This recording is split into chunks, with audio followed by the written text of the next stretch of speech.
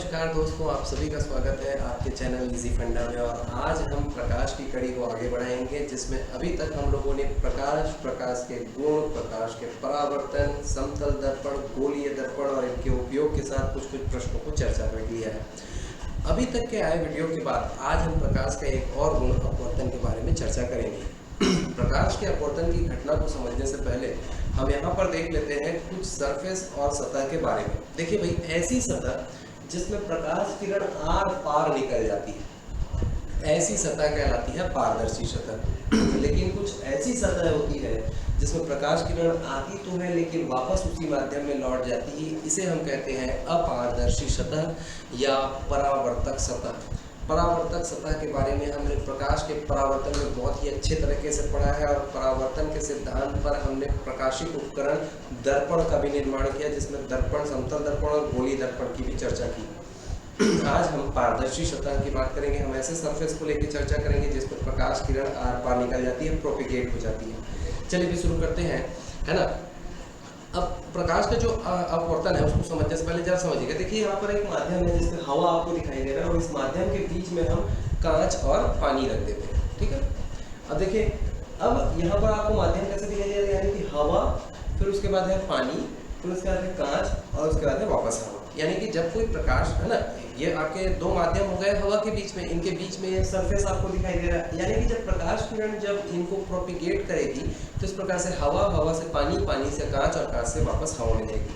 तो जब प्रकाश किरण इन अलग अलग माध्यमों से गुजरती है तो इसके लाइट रेज में, प्रकाश किरण में क्या प्रभाव पड़ता है, क्या आपको दिखाई देता है, ये हमको यहाँ पर प्रकाश के अपवर्तन पे पढ़ना है। तो चलिए शुरू करते हैं प्रकाश का अपवर्तन। अब चलिए, अपवर्तन के कुछ सिद्धांत हैं, कुछ शर्तें हैं, और वही शर्त जो होते हैं कॉम्पिटिटिव एग्जाम में हमको थोड़ा सा कंफ्यूज करते हैं, तो उसको हम लोग यहाँ पे दूर करते हैं। कैसे? देखिए, हमको पता है कि पदार्थ तीन अवस्थाओं में मिलती है, ठोस, द्रव और गैस।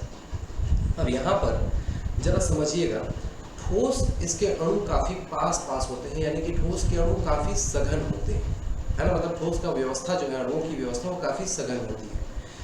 जल यानी द्रव, है ना, इसमें थोड़ा सा दूर दूर होता है, और गैस में तो अणु जो है बहुत ही दूर दूर होते हैं। अब जरा सोचिए, जब प्रकाश किरण यहाँ पर ठोस, द्रव और गैस माध्यम में प्रवेश करेगी तो उसको चलना कहाँ पर सबसे कठिन होगा और कहाँ पर वो आसानी से निकल जाएगा, है ना। यहाँ पर इसको थोड़ा दिमाग लगाना है बस भाई, कि ट्रैफिक भरे सड़क में आप जो है आसानी से चल पाते हैं या आपको खुले सड़क में अच्छे से चलते बनता है। बस यही कॉन्सेप्ट लेकर चलिए, और इस कॉन्सेप्ट को आगे जो कंडीशंस है, शर्तें हैं, जो क्वेश्चन सॉल्व करेंगे वहाँ पर मैं आपको कोरिलेट करके बता दूंगा। चलिए आगे बढ़ते हैं और शुरू करते हैं। इस अपवर्तक सतह को लीजिए, यानी कि ये रिफ्रैक्टिव सरफेस है जहाँ से प्रकाश किरण आर पार चली जाएगी। लेकिन प्रकाश किरण उस माध्यम से नीचे वाले माध्यम में सीधे तभी आएगी जब दोनों ही माध्यम एक समान हो। लेकिन ऊपर और नीचे, यानी कि अपवर्तक सतह के ऊपर और अपवर्तक सतह के नीचे दोनों के माध्यम में यदि कोई अंतर है तो प्रकाश किरण अपने मार्ग से विचलित हो जाएगी। It will deviate from its path. तो कब यह किधर डेविएट होगी, इसको समझते हैं। चलिए देखते हैं। ये एक अपवर्तक सतह है और किसी भी प्रकाश किरण से, प्रकाश स्रोत से या कोई भी लाइट सोर्स है, वहां से ये आने वाली किरण आपतित किरण कहलाती है, इंसिडेंस रे कहलाती है। और अपवर्तक सतह के जिस भी बिंदु पर ये आपतित किरण पड़ती है, इसे हम कहते हैं आपतन बिंदु, इंसिडेंट पॉइंट। अपवर्तक सतह पर आपतन बिंदु के ठीक लंबवत खींची गई जो रेखा है वो कहलाती है अभिलंब, ठीक। अब देखते हैं शर्त नंबर 1, कंडीशन नंबर 1, यानी कि जब प्रकाश किरण सघन माध्यम से विरल माध्यम में आ रही हो। कहाँ पर आ रही है? सघन, यानी कि हो सकता है ऊपर कांच हो और नीचे पानी हो, या हो सकता है ऊपर पानी हो, नीचे आपका हवा हो। ऊपर जो है सघन माध्यम लेना है, नीचे विरल माध्यम लेना है। वीडियो की शुरुआत में ही मैंने आपको ठोस, द्रव और गैस का कॉन्सेप्ट बताया था, अणुओं का अरेंजमेंट भी बताया था। चलिए देखते हैं। अब किसी भी लाइट सोर्स से आने वाली प्रकाश किरण, यानी आपतित किरण, जब सघन माध्यम से विरल माध्यम में जाती तो सीधे नहीं निकलेगी। जरा समझना बातों को। आप सघन यानी कि एकदम ट्रैफिक वाले रास्ते से, विरल मतलब एकदम, है ना, खाली रास्ते पे आ रहे हैं, अविलंब को मान लीजिए आपका बायां छोर, यानी कि आपके किसी भी सड़क का बायां छोर है, यानी कि जब भी ट्रैफिक रहती है आप कहाँ चिपक के चलते हैं, कोने पे चलते हैं, भैया एक्सीडेंट वगैरह ना हो जाए, निकलते बन जाए आगे हमको। तो वैसे ही है, प्रकाश किरण अब क्या हो रही है, एकदम स्वतंत्र रास्ते पे आ रही, तो वो अपने अविलंब से क्या होती है, दूर हटती है, यानी खुले सड़क पे चलना पसंद करती है। इस बात को और एक तरीके से समझ सकते हैं, भाई अविलंब और आपतित किरण के बीच में बनने वाला कोण जिसको हम आपतन कोण कहते हैं, और अविलंब और अपवर्तित किरण के बीच में बनने वाला कोण आपतन कोण है ना, अपवर्तन कोण जिसको हम बोलते हैं।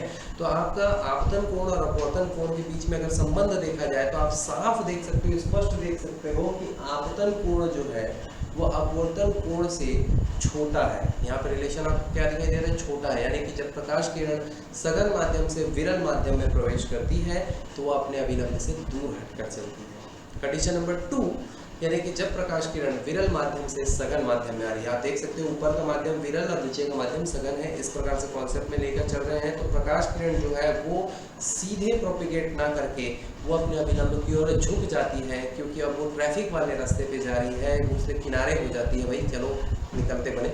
और इस प्रकार से यहाँ पर देख सकते हैं, यदि यहाँ पर आपतन कोण और अपवर्तन कोण के बीच में संबंध की बात करें तो यहाँ पर स्पष्ट दिखाई दे रहा है, क्योंकि अविलंब की ओर झुक गई है अपवर्तित किरण, इसीलिए वो आपतन कोण की तुलना में छोटी होगी। ठीक है, तो ये आपके अपवर्तन की घटना के 2 शर्त आपने समझ लिए हैं। ठोस, द्रव और गैस यानी माध्यमों की सघनता और विरलता के रिस्पेक्ट में भी आपने इस चीज़ को समझ लिया है। और आगे चलते हैं, भाई यहाँ पर इसको परिभाषित कर लेते हैं। यहाँ पर इसको परिभाषित कैसे करेंगे या डिफाइन कैसे करेंगे कि जब कोई प्रकाश किरण एक माध्यम से दूसरे माध्यम में जाती है तो वो अपने मार्ग से विचलित हो जाती है। ठीक, when a light rays propagate from one medium to another then it will deviate from its path, बस इतना। बाकी सघन और विरल और सघन वाला जो आपका प्रोपेगेशन का जो मीडियम है, denser to rarer, rarer to denser, ये जो आपका कंडीशनल क्वेश्चन रहेंगे। तो ये आपको परिभाषा हो गया, परिभाषा याद हो गया होगा आपको, बहुत ही आसान है। अब इसमें आपका जो कंडीशन था 2 कि भाई जब भी आपका सघन माध्यम से विरल माध्यम में हो तो आपतन कोण अपवर्तन कोण से छोटा होता है, और यहीं पर जब विरल माध्यम से सघन माध्यम में आ रहा हो, विरल से सघन में आ रहा हो, तो ये आपका क्या होता है, अपवर्तन कोण जो होता है वो आपका छोटा हो जाता है आपतन कोण की तुलना में। तो ये आपका कॉन्सेप्ट खत्म होता है। अपवर्तन की घटना में इतना ही पढ़ना था। चलिए इससे संबंधित कुछ प्रश्न पढ़ लेते हैं। देखिए, एक प्रश्न है कि प्रकाश के परावर्तन के सिद्धांत पर कार्य करने वाला प्रकाशिक उपकरण क्या है ना, which of the following is the optical instrument, है ना, that is working on the theory of reflection, light reflection. तो चलिए यहाँ पर 4 ऑप्शन है, दर्पण, लेंस, प्रिज्म और ऑप्टिकल फाइबर। तो भाई हमको पता है परावर्तन, लेंस आर पार हो जाएगा प्रकाश की, है ना, प्रिज्म से भी आर पार निकल जाएगा, ऑप्टिकल फाइबर से भी निकल जाएगा। तो यहाँ पर आपका दर्पण एक ऐसा इंस्ट्रूमेंट होता है, ऑप्टिकल इंस्ट्रूमेंट होता है जो कि प्रकाश के परावर्तन के सिद्धांत पर कार्य करता है। चलिए आगे बढ़ते हैं। ठीक, प्रकाश के अपवर्तन के सिद्धांत पर कार्य करने वाला प्रकाशिक उपकरण, तो भाई यहाँ पर आपको लेंस टिक करना है, ये मत करना प्रिज्म वगैरह मत कर देना, लेंस करना है। ठीक है, हर एक सिद्धांत से संबंधित हमारे स्कूल में 10वीं कक्षा तक के एक स्टैंडर्ड ऑप्टिकल इंस्ट्रूमेंट प्रकाशिक उपकरण को हमने पढ़ा है, और यही कॉम्पिटिटिव एग्जाम में आता है। तो अपना कॉन्सेप्ट लगा करके उसको गलत नहीं करना है, सुधार के चलना है। चलिए आगे बढ़ते हैं। एक बहुत ही बेहतरीन डेफिनेशन बेस्ड क्वेश्चन ये रहा कि प्रकाश किसी सतह से, है ना, प्रकाश किरण किसी सतह से टकराकर वापस उसी माध्यम में लौट जाती है, प्रकाश की यह घटना कौन सी घटना है? तो आपने पहले वीडियो में पढ़ लिया है, यह घटना प्रकाश का परावर्तन है। एक और प्रश्न देखते हैं कि प्रकाश किरण एक माध्यम से दूसरे माध्यम में प्रवेश कर रही है और अपने मार्ग से जब वो विचलित हो जाती है, तो अभी इसी वीडियो में हमने थोड़ी देर पहले इसको डिफाइन किया है कि यह घटना प्रकाश का अपवर्तन का घटना है। एक कंडीशनल क्वेश्चन आपके लिए शानदार इस प्रकार से कि प्रकाश किरण जब कांच से वायु में प्रवेश करती है तो वह अपने, खाली स्थान भरिए भाई, है ना, 4 ऑप्शन है, वो अपने मार्ग पर ही चलती रहती है। दूसरा ऑप्शन है वो अपने अभिलंब के समानांतर हो जाती है, पैरेलल टू इट्स नॉर्मल। उसके बाद तीसरा ऑप्शन है अभिलंब से दूर हट जाती है, और चौथा ऑप्शन है अभिलंब के करीब आ जाती है।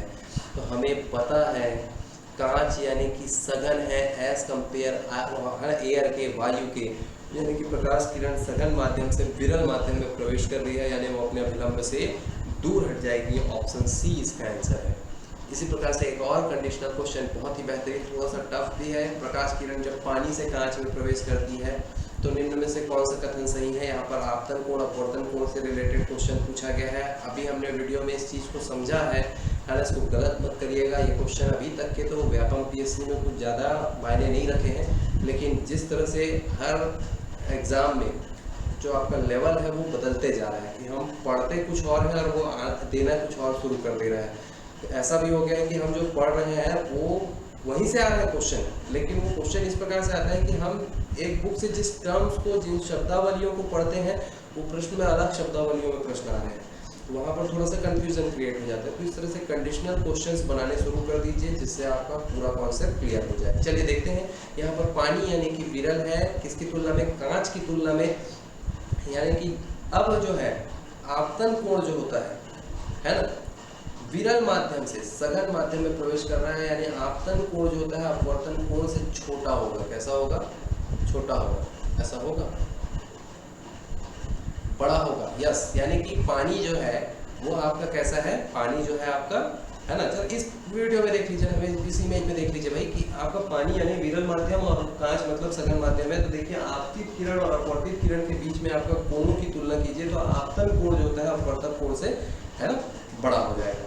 तो ये कॉन्सेप्ट समझिएगा कि इसमें कंफ्यूजन नहीं क्रिएट करना, बस आपको ध्यान देना है सघन और विरल माध्यम में कहाँ से वो कहाँ प्रवेश कर रहा है, कहाँ पे तंग गली मिलेगी। इस प्रकार से इस प्रश्न का ऑप्शन बी सही हो जाएगा, यानी आपतन कोण का मान जो है अपवर्तन कोण के मान से बड़ा रहेगा। इस प्रकार से ये आपका वीडियो यहीं समाप्त होता है। अगले वीडियो में हम अपवर्तन के सिद्धांत पर कार्य करने वाले प्रकाशिक उपकरण लेंस को लेकर चलेंगे।